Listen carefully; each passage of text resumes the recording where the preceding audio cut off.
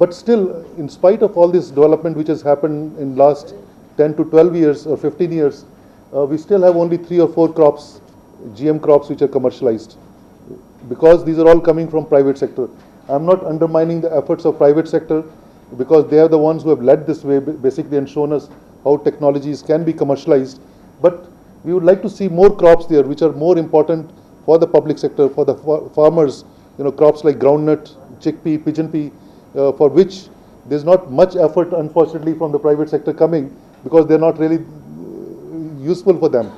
But in the public sector, we are putting all our emphasis on addressing some of the very important issues for crops, which we call orphan crops, but they're very important for subsistence farming, basically.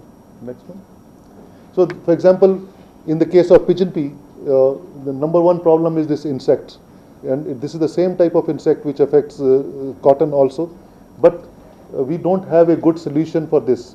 Right now, pigeon pea or the tur dal, it's almost 100% destroyed when there is a heavy insect pressure. Average, there is a 20 to 30% losses every year. But in some years, there is so much insect pressure that you can lose almost 100% of the crop. The farmers have no option, because a lot of these crops are grown by poor farmers or small scale farmers, and they don't have money to invest in terms of pesticides and other usage. So they just grow the crop naturally, and when the infestation becomes high, the crop is lost. So we are trying to find a solution for a problem like this. Next one. This is again in the case of chickpea also. We have the same insect problem where the devastation can be 100%. Although India is the largest grower of chickpea, but we are the lowest producers of chickpea. We still import chickpea from Canada and Australia, and now even an African country like Tanzania. So in the case of legumes, we are still net importers from other countries. Next one. Again, this is a major virus problem, tobacco streak virus, which happens mostly in Anantapur and that region, and it affects many other crops like sunflower and cotton as well. But in the case of groundnut, we don't have resistance. The breeders have not been very successful in developing a resistant variety. So this biotechnology is one of the best options to develop resistance to this. Next one. Again, this is a very important problem which we are dealing. We are very close to releasing this material, is how to develop groundnut which is more resistant to drought. Because again, in the case of groundnut, under drought conditions, the farmers don't have water basically. And if you look at what is happening in last 5-10 years, the rains have been erratic. The monsoon is not normal. As a result, the growing season of groundnut has reduced. Instead of 4 months, it gets only 3 months to produce yield and grain filling. So hence, there is a heavy loss which is happening. So we're trying to find a solution for a problem like drought in groundnut. Next one.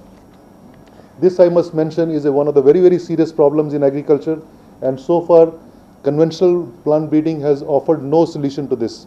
We have analyzed all our germplasm, almost 30,000 accessions which ICRISAT has in its germplasm bank, and we haven't found a solution for breeding option for controlling aflatoxin. And aflatoxin is such a serious problem that all of us are affected. When we eat groundnuts, most of the groundnuts available in India are heavily contaminated with aflatoxin. And aflatoxin actually goes and sits in the liver and actually destroys the liver basically.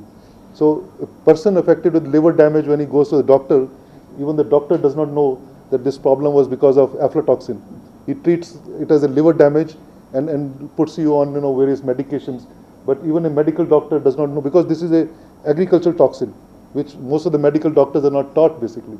So we're trying to find a solution how to reduce either infection by this fungus to the groundnut, or how to reduce the aflatoxin which it produces, because in a country like Europe, the limit of tolerance for aflatoxin is only 2 parts per billion, right?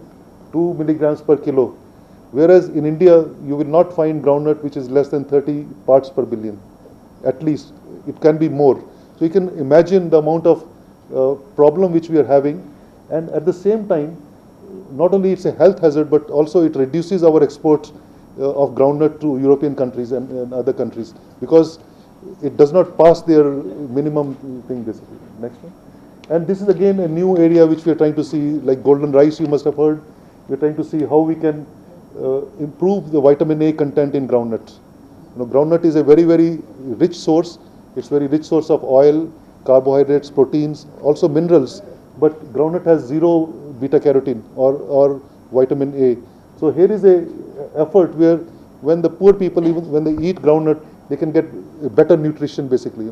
Because our poor, resource poor farmers or resource poor consumers do not have option of eating like this. They don't have access to carrots and other, because the best thing is you have a balanced diet.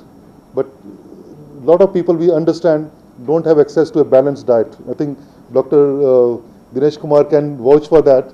So this is a serious problem. In India, I think 80% of the population is vitamin A deficient, and that directly manifests in problems with children, especially under 5 years of age. So it results in their death, and also it affects the mothers, the expecting mothers or the mothers who have had a new baby. They really get affected because of lack of vitamin A, and this is a very, very serious problem. I'm sure most of us sitting here are probably deficient in vitamin A also, because the type of food we eat basically. Next one. So this is what we are trying to do at ICRISAT. Idea is, can we increase vitamin A in groundnut so that when the people are eating groundnut, they get also vitamin A fortification for them. Because a lot of time the governments, like Dr. Dinesh Kumar's department, they start a program on giving pills basically. But then those are not sustainable things, because whenever there is money, they can supply free pills or free vitamin tablets. But this is a more permanent solution which will remain with the farmers all the time. Next one. But in spite of all these potentials of these technologies, I think these are some of the major bottlenecks why we have not progressed very well in this technology. In India, despite 15 years of BT cotton, we have not come up with a second crop yet. So these are some of the issues, especially affecting the public sector research. Universities, ICRISAT, and such institutions. Failure to test concepts on large scale because we don't have that money or that type of skills. Failure to translate concepts into commercial product. At least 500 research activities are going on in ICRISAT in India, but we still haven't moved to a commercialization stage for any of those technologies. There are serious barriers to IP, trade, and especially interest of private sector, because private sector is very, very important to take your technologies all the way to the farmer's place.